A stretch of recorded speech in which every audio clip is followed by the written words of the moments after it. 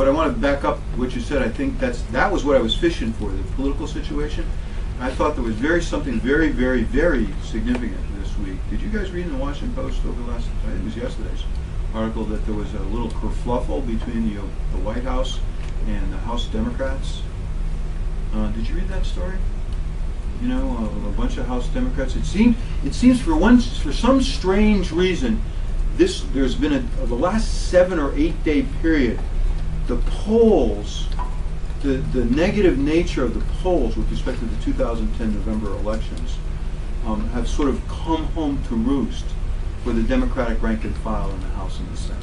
Okay, now it's curious to me because the polls have been pointing in this direction for about 3 months. Okay, but up until the last 7 or 8 days, they tend to tell themselves, well, you know, polls it's a day-to-day thing. They go up, they go down. Even though they say they go up, they go down for the last 2.5 months, and they've only been going down. But sort of it came upon them over the last 7 or 8 days.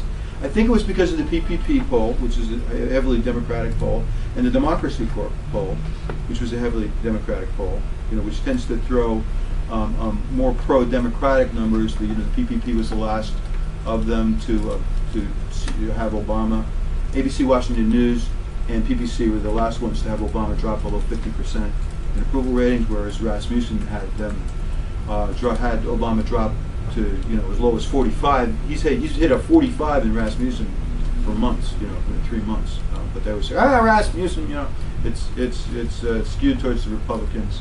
It's not really skewed towards the Republicans. It's skewed towards people who are likely to vote. It's not registered voters. It's likely voters, which is the other thing that happened. There's a kind of a convergence of events there. The Gallup, which tends to be everybody's nonpartisan, one of everyone's nonpartisan polls, came up with this 41% of Americans call themselves conservatives, and only 20% would label themselves as liberals. That's a terrifying number. The rank and file Democrats in the House. It's a terrifying number. So there's been a convergence of things in the polls over the last 7 or 8 days that have kind of, maybe they're headed, maybe they're all also headed for their breaks, the August breaks. And what happened last August break? Peggy Noonan wrote a nice piece about, where this whole reaction to the Obama administration thing started was last August, when they all went home and had their town hall meetings about the health care bill, if you remember that. They were all shocked that they were getting these earfuls in the town hall about the health care. It was jarring to them, because they thought that they were finally bringing a benefit to the American people that everyone has always wanted, and those nasty Republicans have always denied it. And suddenly people were saying, "You're screwing my health care up. I love my health care," And it was like they were on a different planet. It was very shocking to them.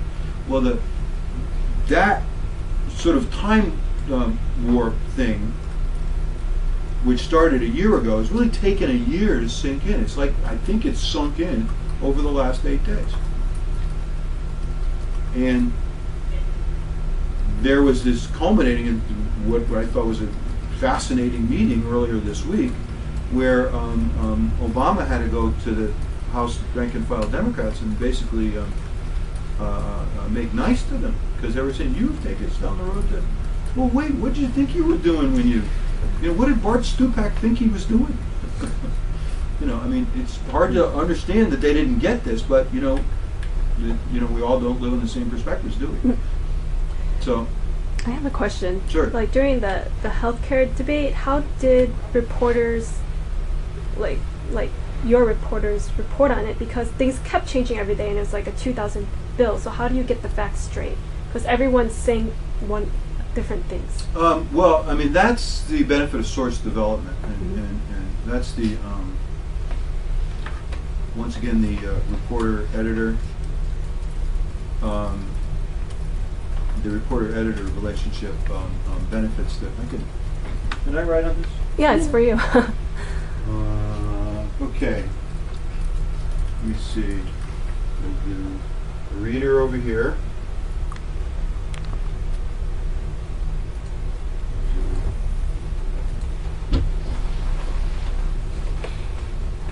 Truth. It This is not relative truth. This is the amount of facts that contribute to the truth. Okay? It's not relative truth. I'm not a relative truth person. Okay, here's your source. Here's your reporter. Here's your editor. Okay?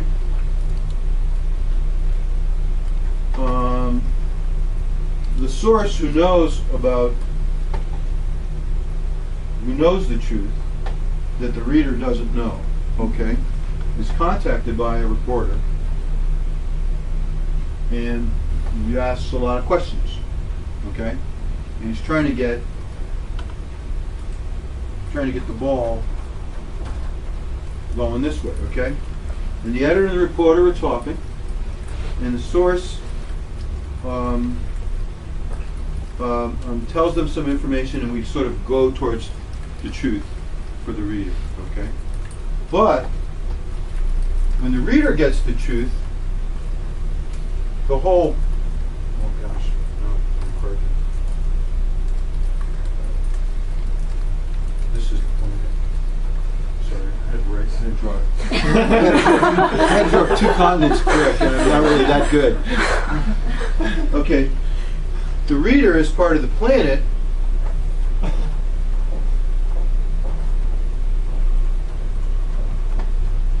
People really know the truth.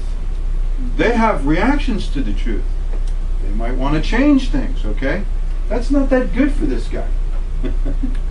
He doesn't find that appealing. So that's your problem as a reporter, okay? That's your problem. You're taking him to a place that he necessarily, inherently, instinctively doesn't want to go, okay? That's a problem. The way to do this, okay? And this gets back to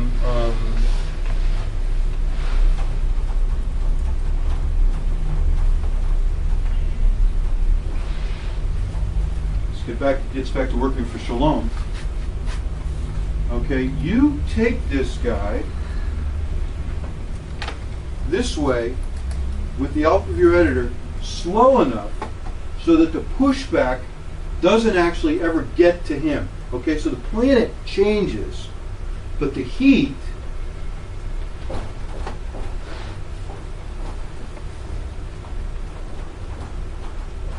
of the planet changing because of the information that's being, I mean, this is what you want, right? This is what you want. Pushback might not be the right word, but it is in terms of, for this guy it is. This might be, there is a benefit here. In terms of journalism, this is what you're doing, okay? I mean, you're sort of informing the planet so that we all work for Shalom, okay? So you want this. Okay, you want this. But when that happens, the heat starts to happen, the editor is the buffer for this guy, okay? He's watching out, he's making sure this guy doesn't burn that guy, okay? So we go over time deeper and deeper into the truth at a pace that keeps the heat off the source. Okay? Over time, just like a frog, the frog in the boiling, you can boil a frog 1 degree at a time. It's not exactly a great analogy, but it'll work for a moment. John Piper says all analogies break down. So I'm going to stay off this analogy I'm going to go ripping off this analogy very, very quickly. But I'll give you an example. In my life, we're defense reporters. When we first started publishing in defense, there was virtually nothing in the press about submarines. There was good reason for it. If you're a submariner, your life depends on your ability to be quiet. Submarines are built to be soundproofed. Any noise they make, they're detected and they're killed.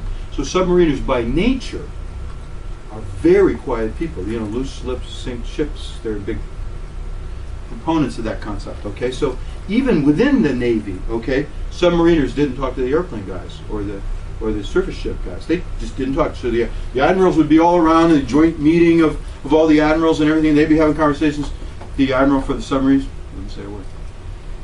That's just okay. So the press, there was just no information on submarines. You just couldn't find virtually any information in the press because they don't talk. They don't talk. Okay. So we're covering defense and defense procurement and all the head, all the stuff that, the $300 billion to $500 billion defense budget every year, which also has some money on submarines. And you have to show some stuff to the Congress to get them to approve your budget every year. And the submariner guys would do, that's their plan. But when they did that, I grabbed it, and I read it, and I started to develop relationships with a submariner guy. Okay, but it took 5 years to boil the pot, to get them used to submarine stuff being in the press. So I always knew really 10 times more than I was publishing at any one particular point in time, but not 10 times more than I could burn him with, I just kind of dribbled it out over a period of time. So there's this reporter. So you might think, well, you're withholding the truth, John. You weren't serving your reader.